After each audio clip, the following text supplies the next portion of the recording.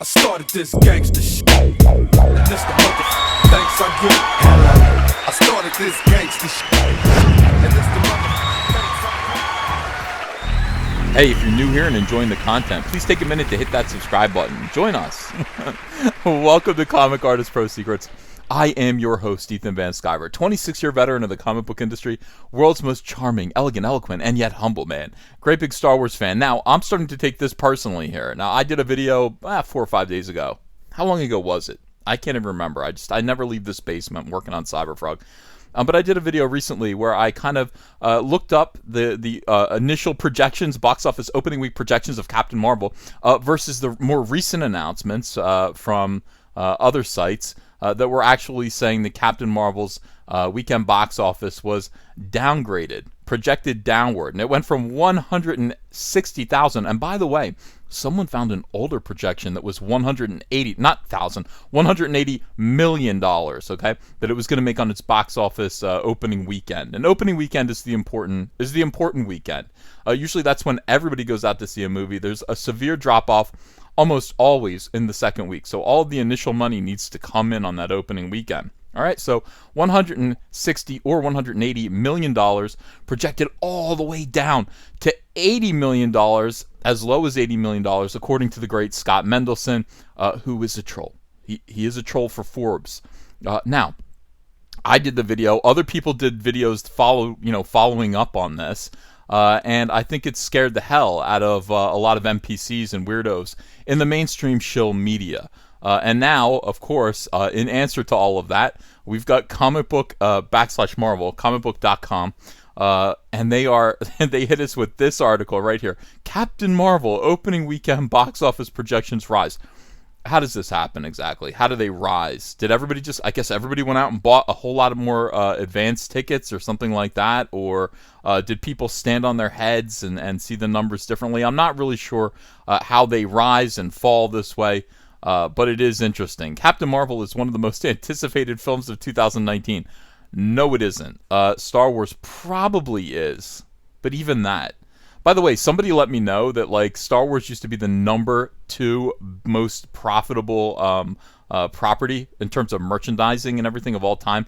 But in recent years, just in the last couple of years, it's been knocked back to number 5. Pokemon is number 1, which is crazy. Think about that. Pokemon's number 1. And Winnie the Pooh is number 2. Winnie the Pooh, and then Hello Kitty is number 2. Winnie the Pooh is number 3. Star Wars is a distant number 5 right now, which is interesting. So even still, Captain Marvel is one of the most anticipated films of 2019. I guess that might be fair to say, and it's looking like that anticipation might lead to it having an even bigger than previously predicted opening weekend. Well, that's not true. There's no way that that's true because the initial projections were $180 million. So you can say, hey, maybe it's going to be 80 million as it turns out, and then bump that back up a little bit.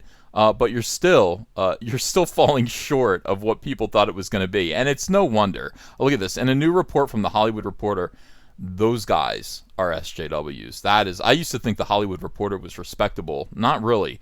Discussing the lackluster box office revenue thus far in winter 2019, one major bright spot was noted: the opening of the next Marvel Cinematic Universe film. So that's what they're all waiting for. They're hoping that that's going to change everything. Captain Marvel. According to the report, the film is now tracking for a domestic opening of $120 million or more, a number that marks a $20 million increase in what had previously been predicted. Actually, it marks a $40 million increase in what was predicted by Scott Mendelson, Forbes troll. All right, so feel good about that. It would be a huge opening. It'd be a huge opening for Brie Larson. Brie Larson's huge opening, making it the biggest North American debut since Jurassic World: The Fallen Kingdom. I still haven't seen that movie, and I need to. I need to sit down and watch Jurassic World. I love the dinosaur movies, man. The Jurassic Park movies are great, and even this one that I heard sucked, I still need to see it. But first, I gotta watch Conversations with a Killer, the Ted Bundy tapes over here. That's what I've got. That's what I've got on my docket to watch today while I'm drawing Cyberfrog. All right, so we'll get around to the dinosaurs. We got to watch this weirdo serial killer first. All right, so it got $148 million. Well, yeah, people like dinosaurs. People really do. They're not so sure about crazed feminists, though. They're not so sure about that. It's also a number that would put it ahead of several of its fellow Marvel Studios films. Even at the lower $100 million number, Captain Marvel would be ahead of Ant-Man and the Wasp, $75 million. Actually, I think that's closer to the number that we're looking at. To be honest with you, those are my guesses. Those are my projections. I really feel like it's difficult for a film like Captain Marvel, for Brie Larson to go out there and disinvite white men from going to see the movie or participating in the promotion of the movie, feeling like they're involved in this, feeling like she is their hero. It is a matter of simple politics. She is out there saying awful things about white men. White men are probably the biggest audience for this film. Probably. And she's excluding them and being rude to them. So, minus the few kind of cucked out beta males who might go because they like being told that they're evil by NPCs, by third wave feminists, most normal people are going to stay home from this movie. So, I'm projecting it's going to be somewhere in between here and here right now, but probably closer to 85 million. Captain Marvel would be ahead, so Doctor Strange made 85 million, Thor the Dark World 85 million, Guardians of the Galaxy 94 million, and Captain America the Winter Soldier 95 million. See what I'm saying? Can you picture, like, these all have big stars in them, they're big name heroes. Iron Man 98 million. The 120 million plus number would put it ahead of Spider-Man Homecoming. Spider-Man 117 million, and Thor Ragnarok 17 million. You know, at this point, oh, by the way, look at this. It would also put it ahead of DC's female superhero-centric film Wonder Woman at 103.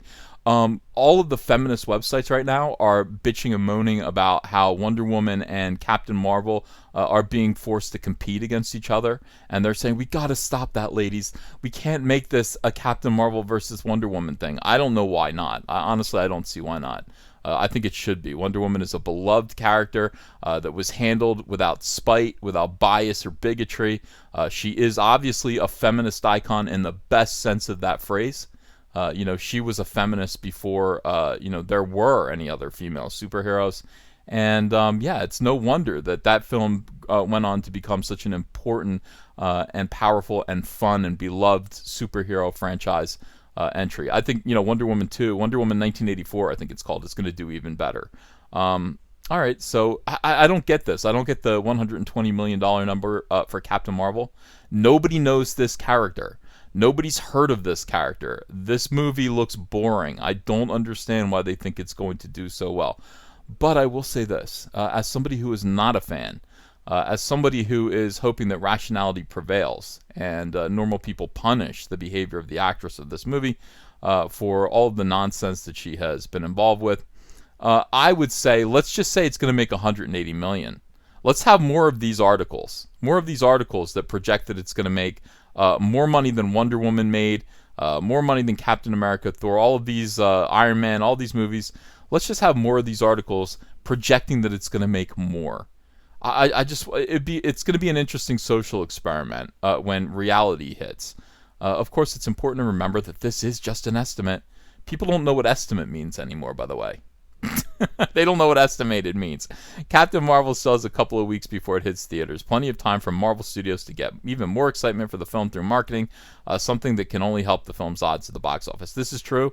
Here's what I'm saying about Captain Marvel. This is my final word on it. It's not my final word. There's going to be more nonsense over the next couple of months. But when it comes to all of these opening weekend box office projections, I think the number is, I think that they're actually trying to artificially inflate what this final number comes in by creating a sense of inevitability of the success of this movie. But I'm just not feeling it out there. I just don't think so. You're appealing to NPCs and SJWs who do not spend money.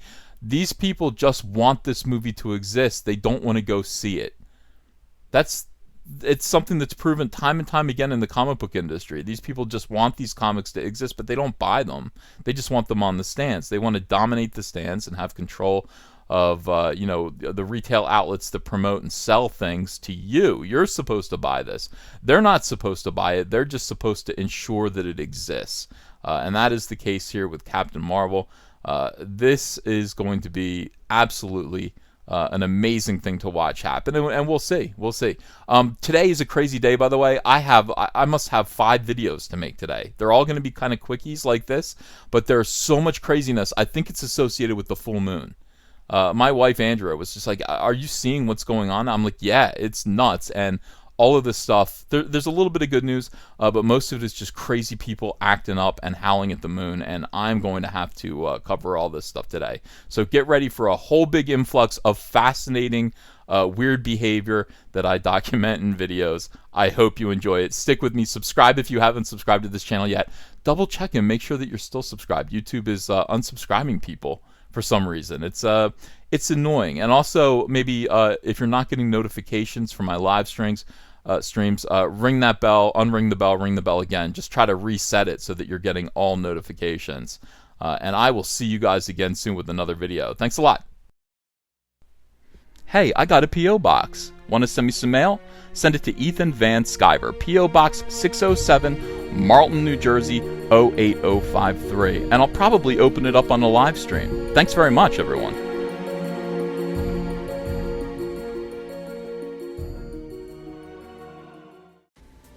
Hey, you want to follow me on Twitter? Are you sure? Well, if so, I'm at Ethan Van Sciver. That's at Ethan Van Sciver. See you there.